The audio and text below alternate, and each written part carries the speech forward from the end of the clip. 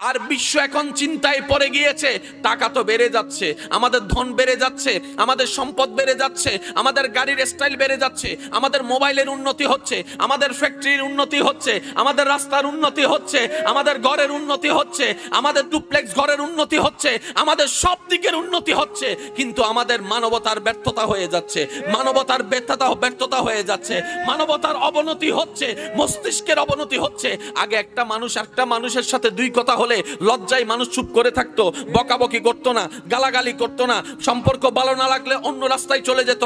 এখন কথা বলার আগে হাত উঠে যাচ্ছে, অপরাধের হাত বেড়ে যাচ্ছে, আসামির হার বেড়ে যাচ্ছে, এইভাবে আসামি বাড়া শুরু করছে, জেলখানাও জায়গা হচ্ছে না, জেলখানাও জায়গা হচ্ছে না।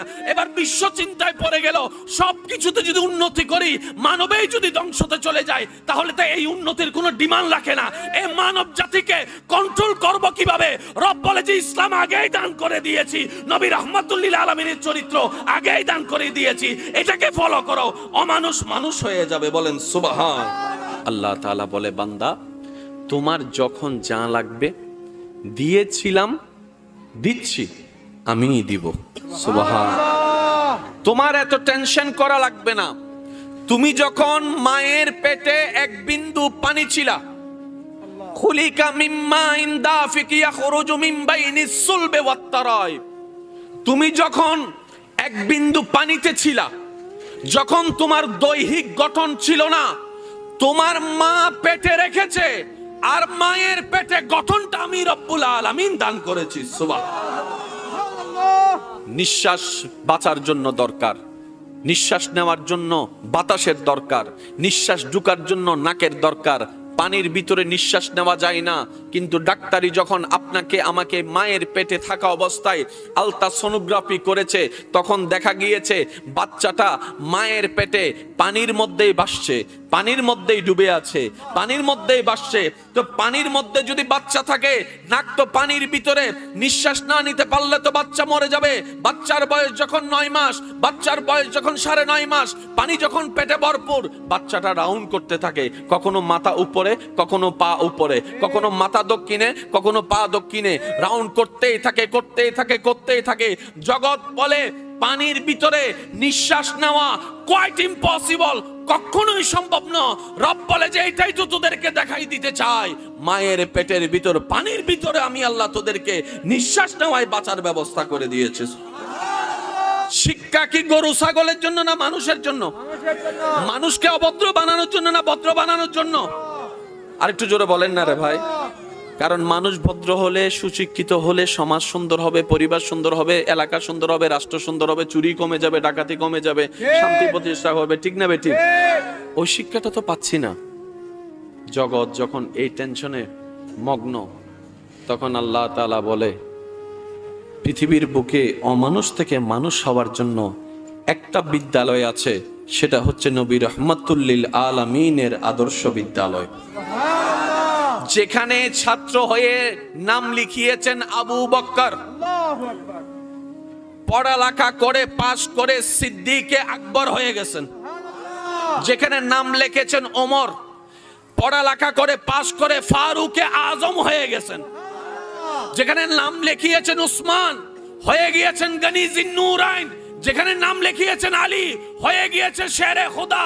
যেখানে এক একজন সাহাবা নাম লিখিয়ে এমন ভাবে পাশ করেছেন, 2023 সালের মানুষও ওনাদের নাম নেওয়ার আগে আগে হযরত বলে, শেষে রাদিয়াল্লাহু তাআলা আনহু বলে। নিজের বাবা দাদার নামে ব্যানারে নাম না দিলে ওনাদের নাম দিতে বাধ্য হচ্ছে। আর একটু জোরে বলেন না। অন্যদেরকে বুঝাতে গেলে ওনাদের জীবনী আনতে হয়। আমি আমার বাবার জীবনী বলতে পারি না, আপনি আপনার বাবার জীবনী বলতে পারছেন না, কিন্তু আবু বকর সিদ্দিকের জীবনী দিয়ে আমরা সবাইকে বোঝানোর চেষ্টা করছি, এভাবে হও, এভাবে হও। এবার ওনাদেরকে জিজ্ঞেস করেন, কোন জায়গায় এত সুন্দর শিক্ষাটা পেয়েছেন? কোন জায়গায় পেয়েছেন? সবাই উত্তর দিবে, আল্লাহর প্রেরিত নবী, লাকাদ কানা লাকুম ফি রাসূলিল্লাহি উসওয়াতুন হাসানা ওয়ালা নবী, ওই রাহমাতুল্লিল আলামিনের স্কুলে পড়ে পড়ে দেখে দেখে শিখেছি। সুবহানাল্লাহ। আমি শেষ করছি, একটু খেয়াল করবেন। কারবালার হৃদয় বিদারক ঘটনা সবারই জানা।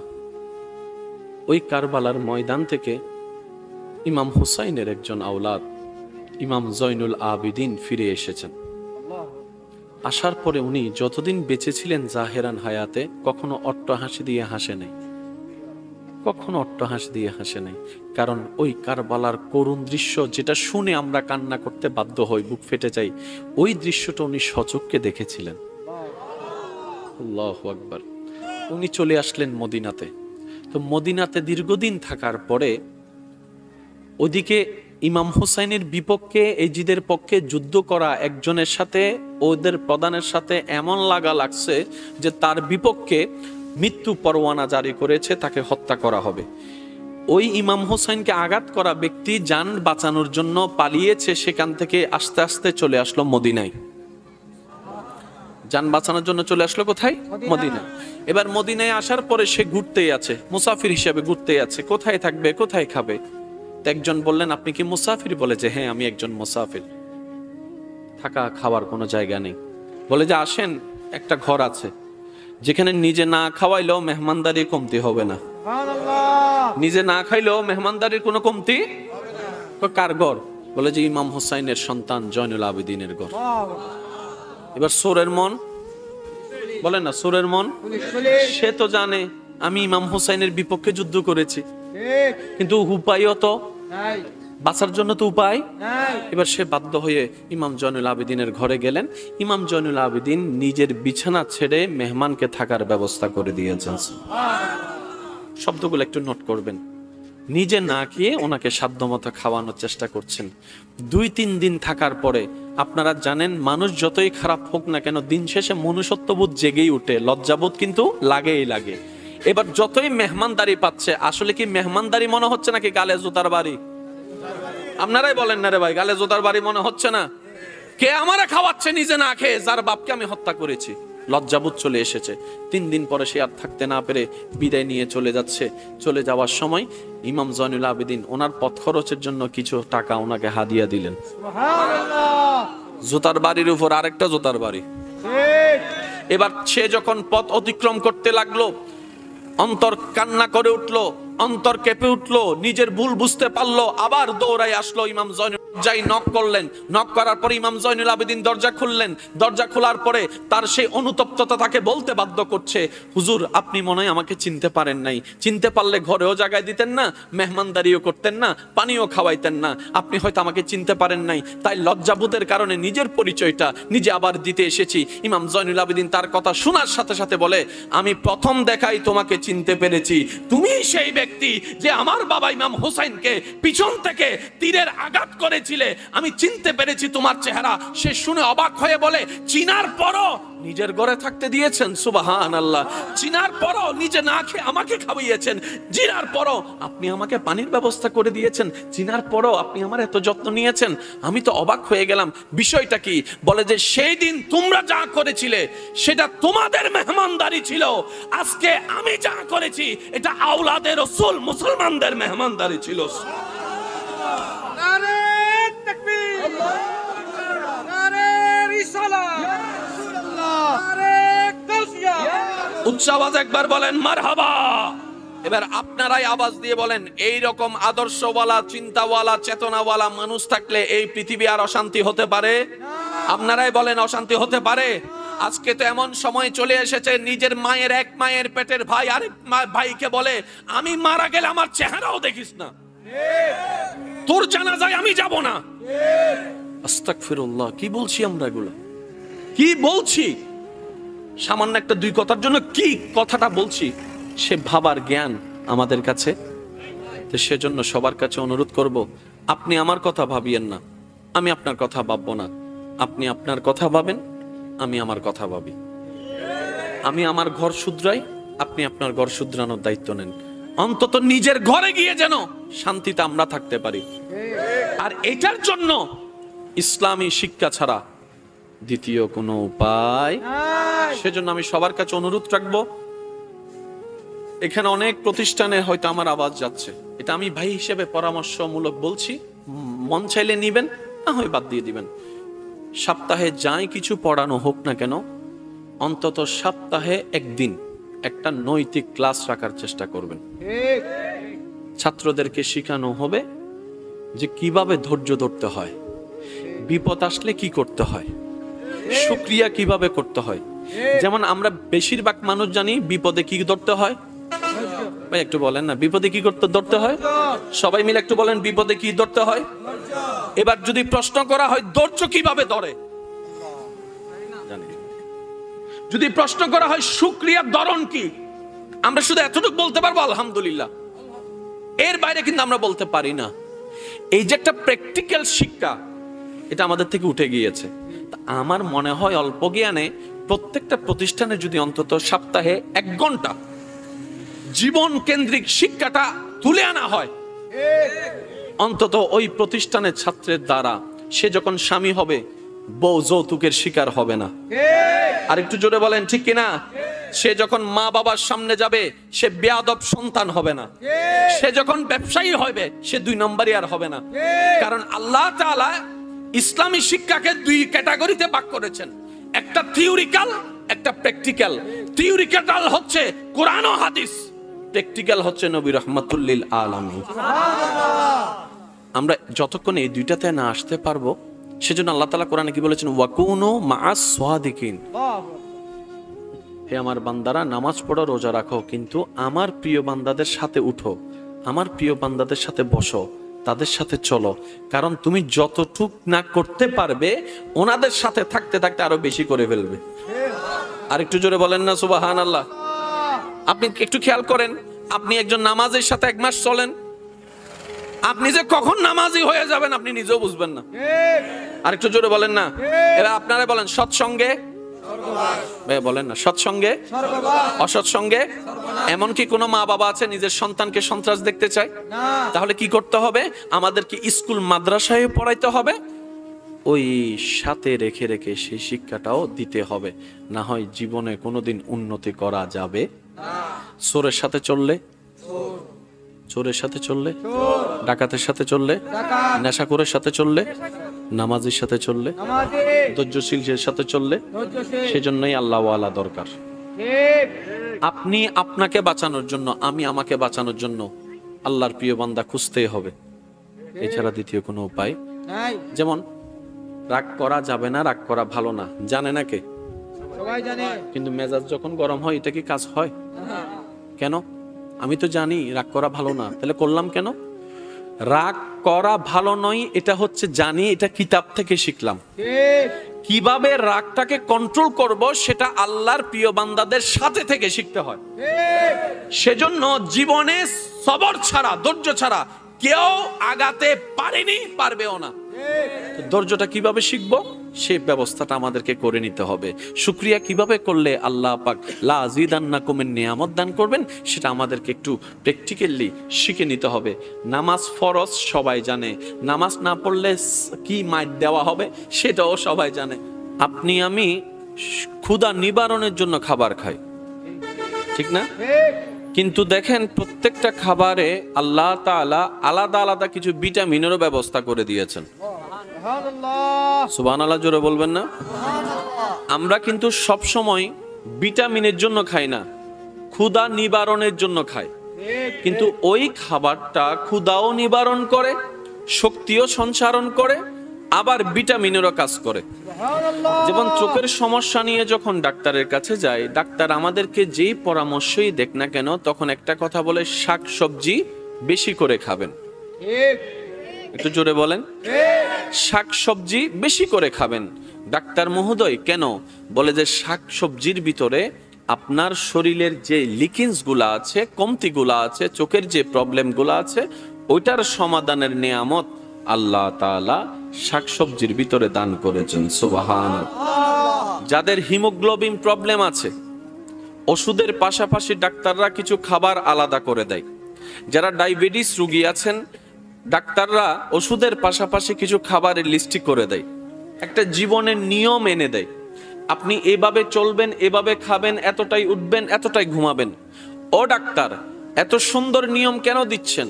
বলে যে সুস্থ জীবনের জন্য একটা নিয়মের দরকার। ওই নিয়মের মধ্যে চলতে না পারলে তোমার সেটা কখনো কল্যাণ হবে না, যতই তুমি ওষুধ খাও।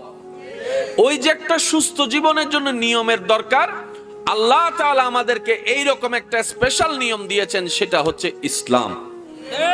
সুবহানাল্লাহ বলতে হবে, আর একটু জোরে বলেন না। আল্লাহ তাআলা আমাদেরকে একটা ধর্ম দিয়েছেন, ধর্মের নাম কি? এই ইসলাম ধর্মে পরকালীন নিয়ামতও আছে, দুনিয়ার কল্যাণও আছে। আপনি নামাজ পড়েন, পরকালীন সওয়াব পাবেন। আপনি নামাজ যে স্টাইলে পড়বেন, দুনিয়াবি কল্যাণ পাবেন। রোজা রাখবেন, পরকালীন সওয়াব পাবেন।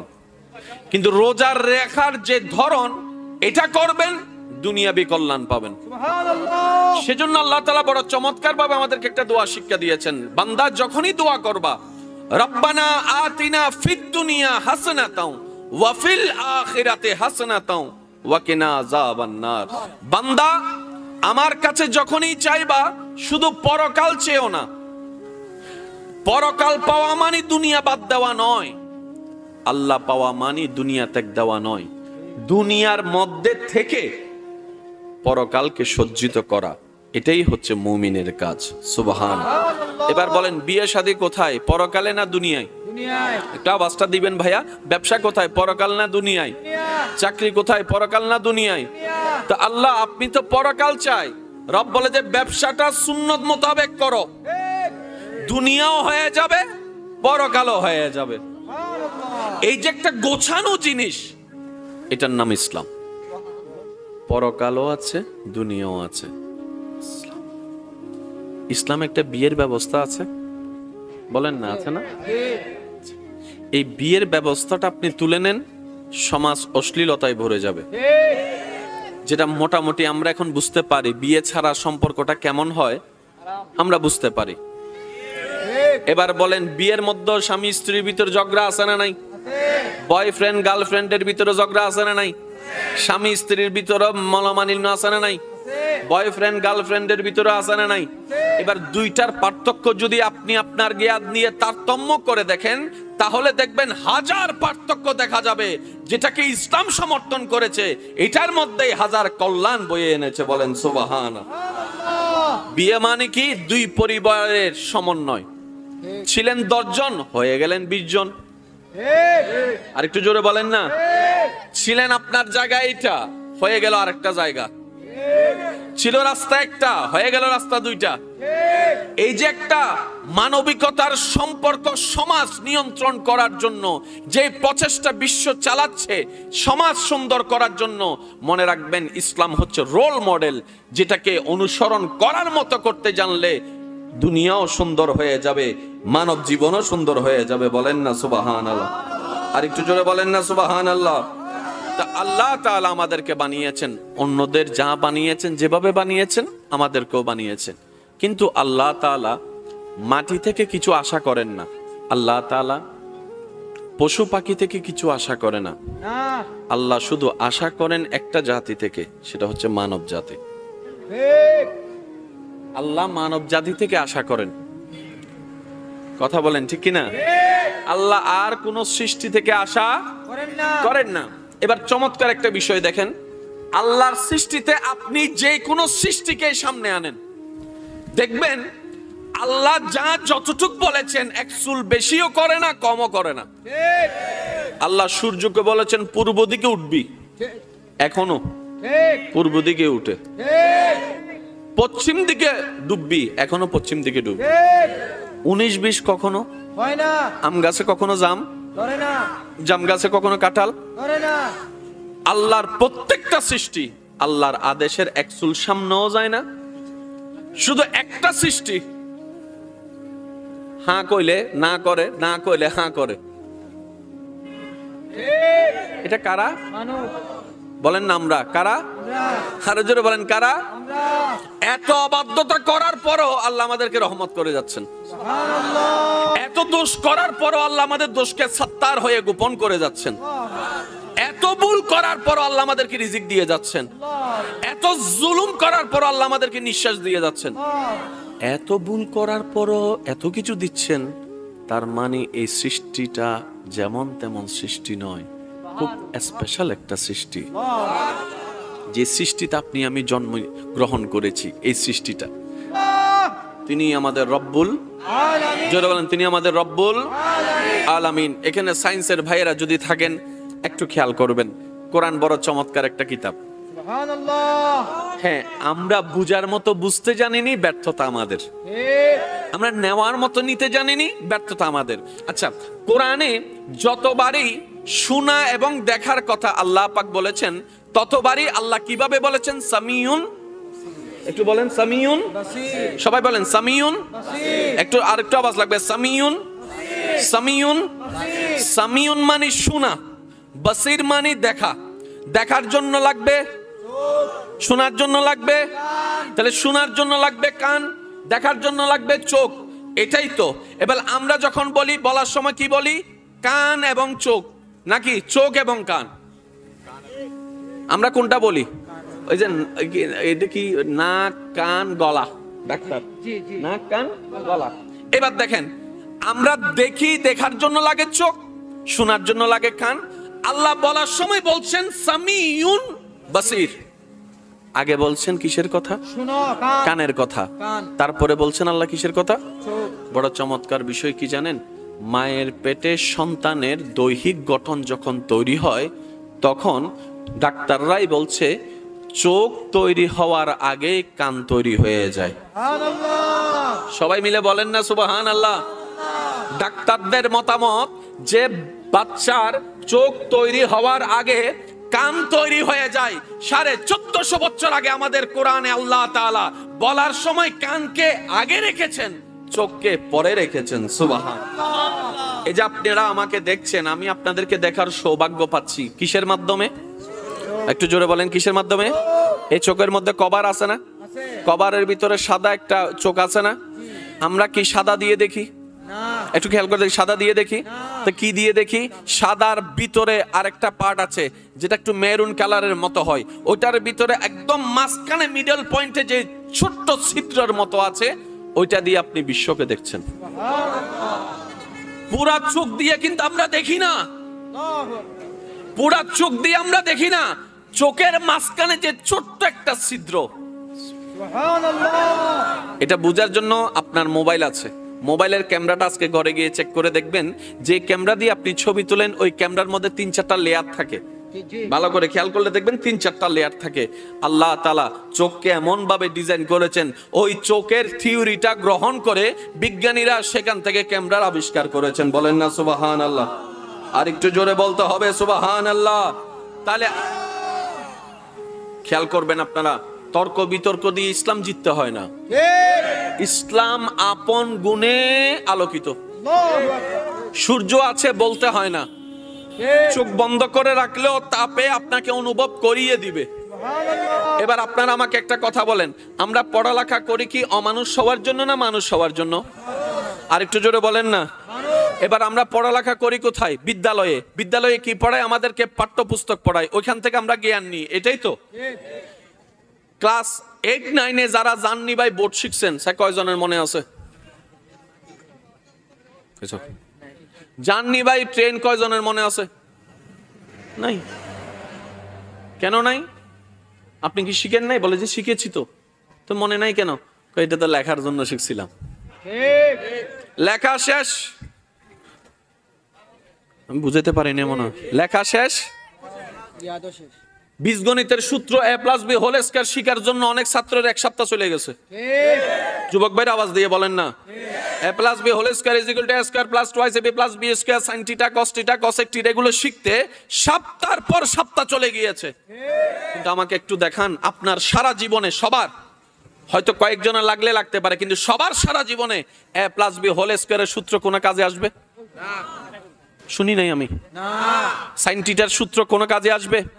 কসেক থিটার সূত্র কোন কাজে আসবে? সম্পাদ্য উপপাদ্য সহজে সবার কাজে আসবে? তাহলে কি শিখলাম? শিখলাম কি? যে কোনো চাকরিতে আপনি অ্যাপ্লাই করেন, চাকরিটা হচ্ছে পানি কেন্দ্রিক। ঠিক। ওয়াসাতে মনে করেন চাকরি, আপনাকে প্রশ্ন করা হবে মোগল আমলের বাদশার নাম ক? নীল আর্মস্ট্রং কত সালে মারা গেছে ক? চাকরি দিবেন ফানির। আপনি আমাকে 5 নিয়ে প্রশ্ন করেন, ঠিক 5 কিভাবে লাগাবো সেটা প্রশ্ন করেন, পানি কিভাবে জয়েন দিব সেটা প্রশ্ন করেন। ঠিক একজন ইন্টারভিউ দিতে গেছে খতমে তারাবির, তো হুজুরকে ইন্টারভিউ যিনি নিচ্ছেন উনি জিজ্ঞেস করতেছেন, আচ্ছা হুজুর সাই কোন তো কিয়ামতের একটা আলামত কোন। দিতে গেছে খতমে তারাবির ইন্টারভিউ, প্রশ্ন হচ্ছে কিয়ামতের একটা আলামত বলেন। তো হুজুরও খুব সুন্দর উত্তর দিয়েছেন, কয় আপনাদের মতো মানুষরা যে হুজুরদেরকে ইন্টারভিউ নিচ্ছে এটাই তো কিয়ামতের বড় আলামত। আর একটু জোরে বলেন ঠিক কিনা? আপনাদের মতো মানুষ যে আমাদেরকে ইন্টারভিউ নিচ্ছেন এর চেয়ে তো বড় আলামত আমার আর চোখে পড়ে না। ঠিক এবার আপনি টোটাল অঙ্কটা মিলান।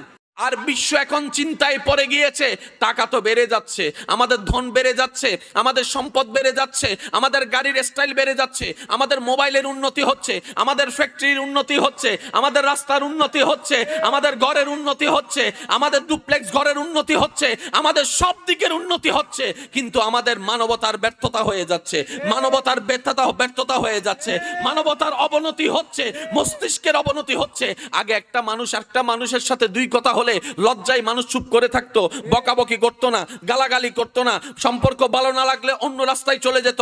এখন কথা বলার আগেই হাত উঠে যাচ্ছে, অপরাধের হাত বেড়ে যাচ্ছে, আসামির হার বেড়ে যাচ্ছে, এইভাবে আসামি বাড়া শুরু করছে, জেলখানাও জায়গা হচ্ছে না, জেলখানাও জায়গা হচ্ছে না। এবার বিশ্ব চিন্তায় পড়ে গেল, সবকিছুতে যদি উন্নতি করি মানবেই যদি ধ্বংসতে চলে যায় তাহলে তো এই উন্নতির কোনো ডিমান্ড রাখে না। এই মানব জাতিকে কন্ট্রোল করব কিভাবে? রব বলে যে ইসলাম আগেই দান করে দিয়েছি, নবী রাহমাতুল্লিল আলামিনের চরিত্র আগেই দান করে দিয়েছি, এটাকে ফলো করো, অমানুষ মানুষ হয়ে যাবে। বলেন সুবহান। আল্লাহ তাআলা বলে, বান্দা তোমার যখন যা লাগবে দিয়েছিলাম, দিচ্ছি, আমিই দিব। সুবহান। তোমার এত টেনশন করা লাগবে না। তুমি যখন মায়ের পেটে এক বিন্দু পানি ছিলা, খুলিকা মিম্মা ইন দাফিক ইয়াখরুজু মিন বাইনিস সুলবি ওয়াত তারাইব, তুমি যখন এক বিন্দু পানিতে ছিলা, যখন তোমার দৈহিক গঠন ছিল না, তোমার মা পেটে রেখেছে, আর মায়ের পেটে গঠনটা আমি রব্বুল আলামিন দান করেছি। সুবহানাল্লাহ। নিঃশ্বাস বাঁচার জন্য দরকার, নিঃশ্বাস নেওয়ার জন্য বাতাসের দরকার, নিঃশ্বাস ঢুকার জন্য নাকের দরকার। পানির ভিতরে নিঃশ্বাস নেওয়া যায় না, কিন্তু ডাক্তারি যখন আপনাকে আমাকে মায়ের পেটে থাকা অবস্থায় আলট্রাসোনোগ্রাফি করেছে তখন দেখা গিয়েছে বাচ্চাটা মায়ের পেটে পানির মধ্যেই ভাসছে, পানির মধ্যেই ডুবে আছে, পানির মধ্যেই ভাসছে। তো পানির মধ্যে যদি বাচ্চা থাকে, নাক তো পানির ভিতরে, নিঃশ্বাস না নিতে পারলে তো বাচ্চা মরে যাবে। বাচ্চার বয়স যখন 9 মাস, বাচ্চার বয়স যখন 9.5 মাস, পানি যখন পেটে ভরপুর, বাচ্চাটা রাউন্ড করতে থাকে, কখনো মাথা উপরে, কখনো পা উপরে, কখনো মাথা দক্ষিণে, কখনো পা দক্ষিণে, রাউন্ড করতেই থাকে, করতেই থাকে, করতেই থাকে। জগৎ বলে পানির ভিতরে নিঃশ্বাস নেওয়া কোয়াইট ইম্পসিবল, কখনোই সম্ভব না। রব বলে যে এটাই তো তোদেরকে দেখাই দিতে চাই, মায়ের পেটের ভিতর পানির ভিতরে আমি আল্লাহ তোদেরকে নিঃশ্বাস নেওয়ায় বাঁচার ব্যবস্থা করে দিয়েছি। শিক্ষা কি গরু ছাগলের জন্য না মানুষের জন্য? মানুষকে অভদ্র বানানোর জন্য না ভদ্র বানানোর জন্য? আরেকটু জোরে বলেন না রে ভাই। কারণ মানুষ ভদ্র হলে, সুশিক্ষিত হলে সমাজ সুন্দর হবে, পরিবার সুন্দর হবে, এলাকা সুন্দর হবে, রাষ্ট্র সুন্দর হবে, চুরি কমে যাবে, ডাকাতি কমে যাবে, শান্তি প্রতিষ্ঠা হবে, ঠিক না বেঠিক? ওই শিক্ষাটা তো পাচ্ছি না। জগৎ যখন এই টেনশনে মগ্ন, তখন আল্লাহ তাআলা বলে পৃথিবীর বুকে অমানুষ থেকে মানুষ হওয়ার জন্য একটা বিদ্যালয় আছে, সেটা হচ্ছে নবী রাহমাতুল্লিল আলামিনের আদর্শ বিদ্যালয়, যেখানে ছাত্র হয়ে নাম লিখিয়েছেন আবু বকর, আল্লাহু আকবার, পড়ালেখা করে পাশ করে সিদ্দিকে আকবর হয়ে গেছেন। যেখানে নাম লিখেছেন ওমর, পড়ালেখা করে পাশ করে ফারুকে আজম হয়ে গেছেন। যেখানে নাম লিখিয়েছেন উসমান, হয়ে গিয়েছেন গনি জিন্নুরাইন। যেখানে নাম লিখিয়েছেন আলী, হয়ে গিয়েছে শেরে খোদা।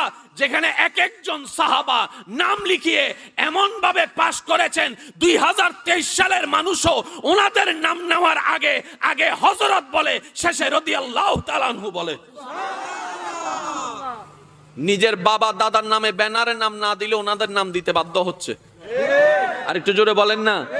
অন্যদেরকে বুঝাতে গেলে ওনাদের জীবনী আনতে হয়। আমি আমার বাবার জীবনী বলতে পারি না, আপনি আপনার বাবার জীবনী বলতে পারছেন না, কিন্তু আবু বকর সিদ্দিকের জীবনী দিয়ে আমরা সবাইকে বোঝানোর চেষ্টা করছি, এভাবে হও, এভাবে হও। এবার ওনাদেরকে জিজ্ঞেস করেন কোন জায়গায় এত সুন্দর শিক্ষাটা পেয়েছেন, কোন জায়গায় পেয়েছেন? সবাই উত্তর দিবে আল্লাহর প্রেরিত নবী, লাকাদ কানা লাকুম ফি রাসূলিল্লাহি উসওয়াতুন হাসানাহ ওয়ালা নবী, ওই রাহমাতুল লিল আলামিনের স্কুলে পড়ে পড়ে দেখে দেখে শিখেছি। আমি শেষ করছি, একটু খেয়াল করবেন। কারবালার হৃদয় বিদারক ঘটনা সবারই জানা। ওই কারবালার ময়দান থেকে ইমাম হুসাইনের একজন আওলাদ ইমাম জয়নুল আবিদিন ফিরে এসেছেন। আসার পরে উনি যতদিন বেঁচে ছিলেন জাহেরান হায়াতে কখনো অট্টহাসি দিয়ে হাসে নাই, কখনো অট্টহাসি দিয়ে হাসে নাই। কারণ ওই কারবালার করুণ দৃশ্য যেটা শুনে আমরা কান্না করতে বাধ্য হই, বুক ফেটে যাই, ওই দৃশ্যটা উনি সচক্ষে দেখেছিলেন। আল্লাহু আকবার। উনি চলে আসলেন মদিনাতে। তো মদিনাতে দীর্ঘদিন থাকার পরে ওদিকে ইমাম হুসাইনের বিপক্ষে এজিদের পক্ষে যুদ্ধ করা একজনের সাথে ওদের প্রধানের সাথে এমন লাগা লাগছে যে তার বিপক্ষে মৃত্যু পরোয়ানা জারি করেছে, তাকে হত্যা করা হবে। ওই ইমাম হুসাইনকে আঘাত করা ব্যক্তি জান বাঁচানোর জন্য পালিয়েছে, সেখান থেকে আস্তে আস্তে চলে আসলো মদিনায়। জান বাঁচানোর জন্য চলে আসলো কোথায়? মদিনায়। এবার মদিনায় আসার পরে সে ঘুরতেই আছে, মুসাফির হিসেবে ঘুরতেই আছে, কোথায় থাকবে, কোথায় খাবে। একজন বললেন আপনি কি মুসাফির? বলে যে হ্যাঁ আমি একজন মুসাফির, থাকা খাওয়ার কোনো জায়গা নেই। বলে যে আসেন, একটা ঘর আছে যেখানে নিজে না খাওয়াইলেও মেহমানদারির কমতি হবে না, নিজে না খাইলেও মেহমানদারির কোনো কমতি। তো কার ঘর? বলে যে ইমাম হুসাইনের সন্তান জয়নুল আবেদিনের ঘর। এবার সোরের মন, বলেন না সোরের মন, সে তো জানে আমি ইমাম হুসাইনের বিপক্ষে যুদ্ধ করেছি, কিন্তু উপায়ও তো বাঁচার জন্য তো উপায়। এবার সে বাধ্য হয়ে ইমাম জয়নুল আবেদিনের ঘরে গেলেন। ইমাম জয়নুল আবেদিন নিজের বিছানা ছেড়ে মেহমানকে থাকার ব্যবস্থা করে দিয়েছেন। শব্দগুলো একটু নোট করবেন। নিজে না খেয়ে ওনাকে সাধ্যমতো খাওয়ানোর চেষ্টা করছেন। 2-3 দিন থাকার পরে আপনারা জানেন মানুষ যতই খারাপ হোক না কেন দিন শেষে মনুষ্যত্ববোধ জেগেই উঠে, লজ্জাবোধ কিন্তু লাগেই লাগে। এবার যতই মেহমানদারি পাচ্ছে, আসলে কি মেহমানদারি মনে হচ্ছে নাকি গালে জুতার বাড়ি? আপনারাই বলেন না রে ভাই, গালে জুতার বাড়ি মনে হচ্ছে না? কে আমারে খাওয়াচ্ছে নিজে না খেয়ে, যার বাপকে আমি হত্যা করেছি? লজ্জাবোধ চলে এসেছে। 3 দিন পরে সে আর থাকতে না পেরে বিদায় নিয়ে চলে যাচ্ছে। চলে যাওয়ার সময় ইমাম জয়নুল আবেদিন ওনার পথ খরচের জন্য কিছু টাকা ওনাকে হাদিয়া দিলেন। জুতার বাড়ির উপর আরেকটা জুতার বাড়ি। এবার সে যখন পথ অতিক্রম করতে লাগলো, অন্তর কান্না করে উঠলো, অন্তর কেঁপে উঠলো, নিজের ভুল বুঝতে পারলো, আবার দৌড়াই আসলো ইমাম জয়নুল যাই নক করলেন। নক করার পরে ইমাম জয়নুল আবেদিন দরজা খুললেন। দরজা খোলার পরে তার সেই অনুতপ্ততা তাকে বলতে বাধ্য করছে, হুজুর আপনি মনে হয় আমাকে চিনতে পারেন নাই, চিনতে পারলে ঘরেও জায়গায় দিতেন না, মেহমানদারিও করতেন না, পানিও খাওয়াইতেন না, আপনি হয়তো আমাকে চিনতে পারেন নাই, তাই লজ্জাবোধের কারণে নিজের পরিচয়টা নিজে আবার দিতে এসেছি। ইমাম জয়নুল আবেদিন তার কথা শোনার সাথে সাথে বলে, আমি প্রথম দেখাই তোমাকে চিনতে পেরেছি, তুমি সেই ব্যক্তি যে আমার বাবা ইমাম হুসাইনকে পিছন থেকে তীরের আঘাত করে ছিলে, আমি চিনতে পেরেছি তোমার চেহারা। সে শুনে অবাক হয়ে বলে, চিনার পরও নিজের ঘরে থাকতে দিয়েছেন? সুবহানাল্লাহ। চিনার পরও নিজে না খেয়ে আমাকে খাওয়াইয়েছেন, চিনার পরও আপনি আমাকে পানির ব্যবস্থা করে দিয়েছেন, চিনার পরও আপনি আমার এত যত্ন নিয়েছেন। আমি তো অবাক হয়ে গেলাম, বিষয়টা কি? বলে যে সেই দিন তোমরা যা করেছিলে সেটা তোমাদের মেহমানদারি ছিল, আজকে আমি যা করেছি এটা আওলাদের রাসূল মুসলমানদের মেহমানদারি ছিল।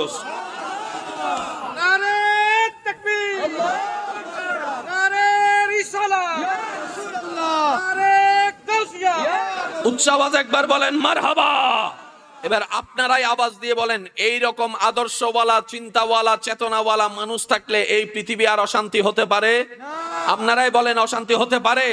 আজকে তো এমন সময় চলে এসেছে, নিজের মায়ের এক মায়ের পেটের ভাই আরেক ভাইকে বলে, আমি মারা গেলে আমার চেহারাও দেখিস না, তোর জানাজায় আমি যাব না। আস্তাগফিরুল্লাহ, কি বলছি আমরা এগুলো? কি বলছি, সামান্য একটা দুই কথার জন্য কি কথাটা বলছি, সে ভাবার জ্ঞান আমাদের কাছে। তো সেজন্য সবার কাছে অনুরোধ করব, আপনি আমার কথা ভাবিয়েন না, আমি আপনার কথা ভাববো না। আপনি আপনার কথা ভাবেন, আমি আমার কথা ভাবি। আমি আমার ঘর শুধরাই, আপনি আপনার ঘর শুধরানোর দায়িত্ব নেন। অন্তত নিজের ঘরে গিয়ে যেন শান্তিতে আমরা থাকতে পারি। আর এটার জন্য ইসলামী শিক্ষা ছাড়া দ্বিতীয় কোনো উপায়। সেজন্য আমি সবার কাছে অনুরোধ রাখবো, এখানে অনেক প্রতিষ্ঠানে হয়তো আমার আওয়াজ যাচ্ছে, এটা আমি ভাই হিসেবে পরামর্শমূলক বলছি, মন চাইলে নিবেন, না হয় বাদ দিয়ে দিবেন। সপ্তাহে যাই কিছু পড়ানো হোক না কেন, অন্তত সপ্তাহে একদিন একটা নৈতিক ক্লাস রাখার চেষ্টা করবেন। ছাত্রদেরকে শেখানো হবে যে কিভাবে ধৈর্য ধরতে হয়, বিপদ আসলে কি করতে হয়, শুকরিয়া কিভাবে করতে হয়। যেমন আমরা বেশিরভাগ মানুষ জানি বিপদে কি ধরতে হয়। ভাই একটু বলেন না, বিপদে কি করতে ধরতে হয়? সবাই মিলে একটু বলেন, বিপদে কি ধরতে হয়? এবার যদি প্রশ্ন করা হয় ধৈর্য কিভাবে ধরে, জানি।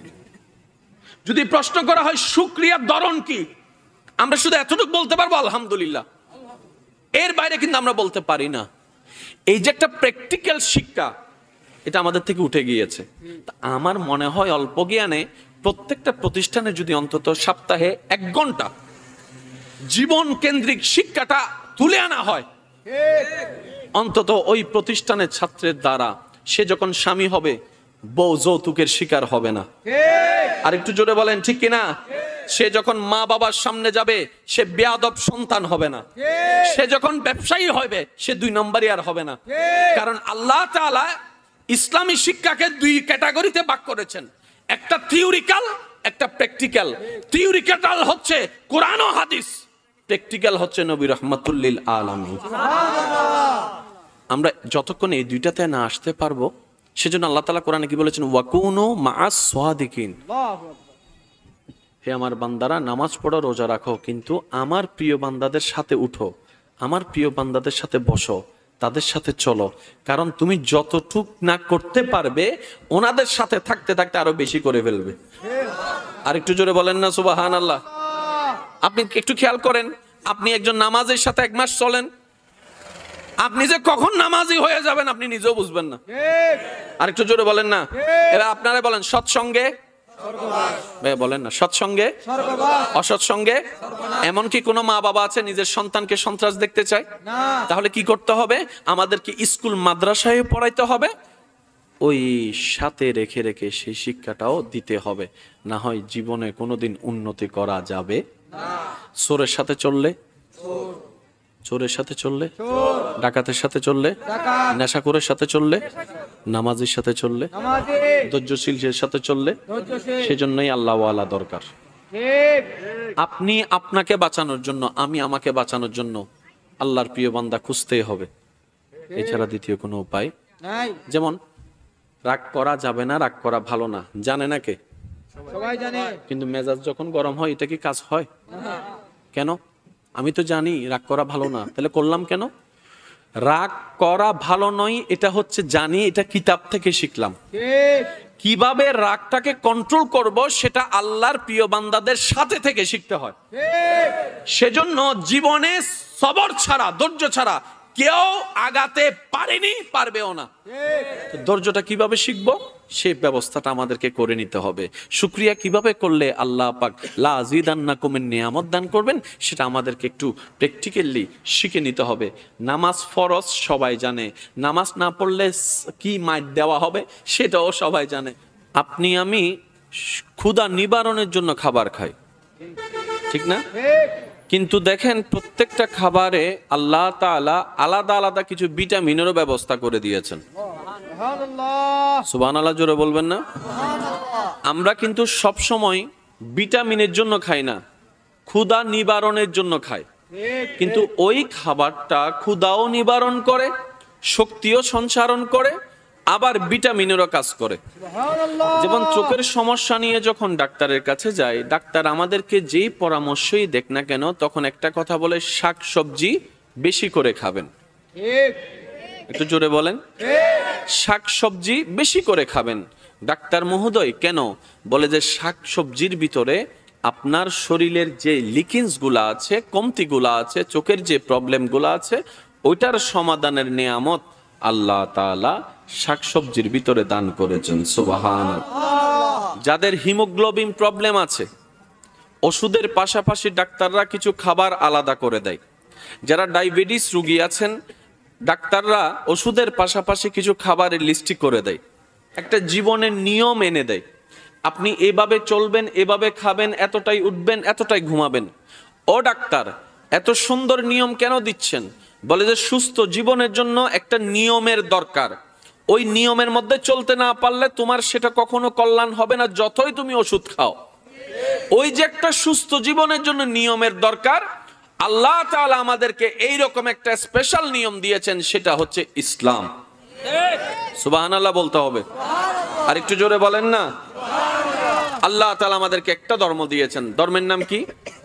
এই ইসলাম ধর্মে পরকালীন নিয়ামতও আছে, দুনিয়ার কল্যাণও আছে। আপনি নামাজ পড়েন, পরকালীন সওয়াব পাবেন। আপনি নামাজ যে স্টাইলে পড়বেন, দুনিয়াবি কল্যাণ পাবেন। রোজা রাখবেন, পরকালীন সওয়াব পাবেন। কিন্তু রোজার রেখার যে ধরন, এটা করবেন, দুনিয়াবি কল্যাণ পাবেন। সুবহানাল্লাহ। সেজন্য আল্লাহ তাআলা বড় চমৎকার ভাবে আমাদেরকে একটা দোয়া শিক্ষা দিয়েছেন। বান্দা যখনই দোয়া করবা, রব্বানা আতিনা ফিদ দুনিয়া হাসানাতাও ওয়া ফিল আখিরাতি হাসানাতাও ওয়া কিনা আযাবান নার। বান্দা, আমার কাছে যখনই চাইবা, শুধু পরকাল চেও না। পরকাল পাওয়া মানে দুনিয়া বাদ দেওয়া নয়, আল্লাহ পাওয়া মানে দুনিয়া ত্যাগ দেওয়া নয়। দুনিয়ার মধ্যে থেকে পরকালকে সজ্জিত করা, এটাই হচ্ছে মুমিনের কাজ। সুবহানাল্লাহ। এবার বলেন, বিয়ে শাদী কোথায়, পরকালে না দুনিয়ায়? দুনিয়ায়। একটা আওয়াজটা দিবেন ভাইয়া। ব্যবসা কোথায়, পরকাল না দুনিয়ায়? চাকরি কোথায়, পরকাল না দুনিয়ায়? তো আল্লাহ, আপনি তো পরকাল চাই। রব বলে যে ব্যবসাটা সুন্নত মোতাবেক করো, দুনিয়াও হয়ে যাবে, পরকালও হয়ে যাবে। এই যে একটা গোছানো জিনিস, এটার নাম ইসলাম। পরকালও আছে, দুনিয়াও আছে। ইসলাম, ইসলাম একটা বিয়ের ব্যবস্থা আছে, বলেন না, আছে না? এই বিয়ের ব্যবস্থাটা আপনি তুলে নেন, সমাজ অশ্লীলতায় ভরে যাবে। যেটা মোটামুটি আমরা এখন বুঝতে পারি, বিয়ে ছাড়া সম্পর্কটা কেমন হয় আমরা বুঝতে পারি। এবার বলেন, বিয়ের মধ্যে স্বামী স্ত্রীর ভিতর ঝগড়া আছে না নাই? বয়ফ্রেন্ড গার্লফ্রেন্ডের ভিতরে ঝগড়া আছে না নাই? স্বামী স্ত্রীর ভিতরে মনোমালিন্য আছে না নাই? বয়ফ্রেন্ড গার্লফ্রেন্ডের ভিতরে আছে না নাই? এবার দুইটার পার্থক্য যদি আপনি আপনার জ্ঞান নিয়ে তারতম্য করে দেখেন, তাহলে দেখবেন হাজার পার্থক্য দেখা যাবে। যেটাকে ইসলাম সমর্থন করেছে, এটার মধ্যেই হাজার কল্যাণ বয়ে এনেছে। বলেন সুবহানাল্লাহ। বিয়ে মানে কি? দুই পরিবারের সমন্বয়। ছিলেন 10 জন, হয়ে গেলেন 20 জন। আর একটু জোরে বলেন না। ছিলেন আপনার জায়গা এইটা, হয়ে গেল আরেকটা জায়গা। ছিল রাস্তা একটা, হয়ে গেল রাস্তা দুইটা। এই যে একটা মানবিকতার সম্পর্ক সমাজ নিয়ন্ত্রণ করার জন্য যে প্রচেষ্টা বিশ্ব চালাচ্ছে সমাজ সুন্দর করার জন্য, মনে রাখবেন ইসলাম হচ্ছে রোল মডেল, যেটাকে অনুসরণ করার মতো করতে জানলে দুনিয়াও সুন্দর হয়ে যাবে, মানব জীবনও সুন্দর হয়ে যাবে। বলেন না সুবহানাল্লাহ। আর একটু জোরে বলেন না সুবহানাল্লাহ। তা আল্লাহ তাআলা আমাদেরকে বানিয়েছেন, অন্যদের যা বানিয়েছেন, যেভাবে বানিয়েছেন আমাদেরকেও বানিয়েছেন। কিন্তু আল্লাহ তাআলা মাটি থেকে কিছু আশা করেন না। আল্লাহ তাআলা পশু পাখি থেকে কিছু আশা করে না। আল্লাহ শুধু আশা করেন একটা জাতি থেকে, সেটা হচ্ছে মানব জাতি। আল্লাহ মানব জাতি থেকে আশা করেন। কথা বলেন ঠিক কিনা? আল্লাহ আর কোন সৃষ্টি থেকে আশা করেন না।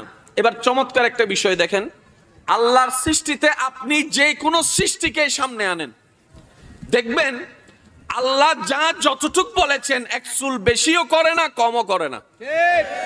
আল্লাহ সূর্যকে বলেছেন পূর্ব দিকে উঠবি, এখনো পূর্ব দিকে উঠে। পশ্চিম দিকে ডুববি, এখনো পশ্চিম দিকে ডুববি। 19-20 কখনো হয় না। আম গাছে কখনো জাম ধরে না, জাম গাছে কখনো কাঁঠাল ধরে না। আল্লাহর প্রত্যেকটা সৃষ্টি আল্লাহর আদেশের এক চুল সামনেও যায় না। শুধু একটা সৃষ্টি হাঁ কইলে না করে, না কইলে হাঁ করে। এটা কারা মানুষ বলেন না? আমরা কারা? আরো জোরে বলেন কারা? আমরা। এত অবাধ্যতা করার পরও আল্লাহ আমাদেরকে রহমত করে যাচ্ছেন। সুবহানাল্লাহ। এত দোষ করার পরও আল্লাহ আমাদের দোষকে সত্তার হয়ে গোপন করে যাচ্ছেন। এত ভুল করার পরও আল্লাহ আমাদেরকে রিজিক দিয়ে যাচ্ছেন। এত জুলুম করার পরও আল্লাহ আমাদেরকে নিঃশ্বাস দিয়ে যাচ্ছেন। এত ভুল করার পরও এত কিছু দিচ্ছেন, তার মানে এই সৃষ্টিটা যেমন তেমন সৃষ্টি নয়, খুব স্পেশাল একটা সৃষ্টি। যে সৃষ্টিতে আপনি আমি জন্ম গ্রহণ করেছি, এই সৃষ্টিটা তিনি আমাদের রব্বুল জোরে বলেন, তিনি আমাদের রব্বুল আলামিন। এখানে সায়েন্সের ভাইয়েরা যদি থাকেন একটু খেয়াল করবেন, কোরআন বড় চমৎকার একটা কিতাব। সুবহানাল্লাহ। হ্যাঁ, আমরা বুঝার মতো বুঝতে জানিনি, ব্যর্থতা আমাদের। ঠিক। আমরা নেওয়ার মতো নিতে জানিনি, ব্যর্থতা আমাদের। আচ্ছা, কোরআনে যতবারই শোনা এবং দেখার কথা আল্লাহ পাক বলেছেন, ততবারই আল্লাহ কিভাবে বলেছেন? সামিউন। একটু বলেন সামিউন, বাসীর। সবাই বলেন সামিউন। বাসীর। একটু আরেকটু আওয়াজ লাগবে, সামিউন। সামিউন, সামিউন মানে শোনা, বাসীর মানে দেখা। দেখার জন্য লাগবে চোখ। শোনার জন্য লাগবে, তাহলে শোনার জন্য লাগবে কান, দেখার জন্য লাগবে চোখ। এটাই তো। এবার আমরা যখন বলি, বলার সময় কি বলি? কান এবং চোখ, নাকি চোখ এবং কান? আমরা কোনটা বলি? ওই যে এটা কি নাক কান গলা, ডাক্তার? জি জি। নাক কান গলা। এবার দেখেন, আমরা দেখি, দেখার জন্য লাগে চোখ, শোনার জন্য লাগে কান। আল্লাহ বলার সময় বলছেন সামিউন বাসীর। আগে বলছেন কিসের কথা? শুনো কান। কানের কথা। কান। তারপরে বলছেন আল্লাহ কিসের কথা? চোখ। বড় চমৎকার বিষয় কি জানেন? মায়ের পেটে সন্তানের দৈহিক গঠন যখন তৈরি হয়, তখন ডাক্তাররাই বলছে চোখ তৈরি হওয়ার আগে কান তৈরি হয়ে যায়। সুবহানাল্লাহ। সবাই মিলে বলেন না সুবহানাল্লাহ। ডাক্তারদের মতামত যে বাচ্চার চোখ তৈরি হওয়ার আগে কান তৈরি হয়ে যায়। 1450 বছর আগে আমাদের কোরআনে আল্লাহ তাআলা বলার সময় কানকে আগে রেখেছেন, চোখকে পরে রেখেছেন। সুবহানাল্লাহ। এই যে আপনারা আমাকে দেখছেন, আমি আপনাদেরকে দেখার সৌভাগ্য পাচ্ছি কিসের মাধ্যমে? একটু জোরে বলেন, কিসের মাধ্যমে? এই চোখের মধ্যে কভার আছে না? আছে। কভারের ভিতরে সাদা একটা চোখ আছে না? আমরা কি সাদা দিয়ে দেখি? না। একটু খেয়াল করে দেখি, সাদা দিয়ে দেখি। তো কি দিয়ে দেখি? সাদার ভিতরে আরেকটা পার্ট আছে যেটা একটু মেরুন কালারের মতো হয়, ওইটার ভিতরে একদম মাঝখানে মিডল পয়েন্টে যে ছোট্ট ছিদ্রের মতো আছে, ওইটা দিয়ে আপনি বিশ্বকে দেখছেন। পুরা চোখ দিয়ে কিন্তু আমরা দেখি না, আল্লাহু আকবার। পুরা চোখ দিয়ে আমরা দেখি না। চোখের মাঝখানে যে ছোট্ট একটা ছিদ্র, সুবহানাল্লাহ। এটা বোঝার জন্য আপনার মোবাইল আছে, মোবাইলের ক্যামেরাটা আজকে ঘরে গিয়ে চেক করে দেখবেন, যে ক্যামেরা দিয়ে আপনি ছবি তোলেন ওই ক্যামেরার মধ্যে 3-4টা লেয়ার থাকে। জি জি। ভালো করে খেয়াল করলে দেখবেন 3-4টা লেয়ার থাকে। আল্লাহ তাআলা চোখকে এমন ভাবে ডিজাইন করেছেন, ওই চোখের থিওরিটা গ্রহণ করে বিজ্ঞানীরা সেখান থেকে ক্যামেরার আবিষ্কার করেছেন। বলেন না সুবহানাল্লাহ। আর একটু জোরে বলতে হবে সুবহানাল্লাহ। তাহলে খেয়াল করবেন আপনারা, তর্ক বিতর্ক দিয়ে ইসলাম জিততে হয় না। ঠিক। ইসলাম আপন গুণে আলোকিত। আল্লাহু আকবার।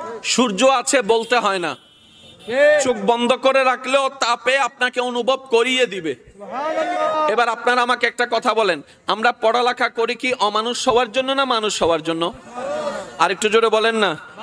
এবার আমরা পড়ালেখা করি কোথায়? বিদ্যালয়ে। বিদ্যালয়ে কি পড়ায়? আমাদেরকে পাঠ্যপুস্তক পড়ায়, ওইখান থেকে আমরা জ্ঞান নিই, এটাই তো। ঠিক। ক্লাস 8-9-এ যারা জাননি ভাই বোর্ড শিখছেন, সে কয়জনের মনে আছে?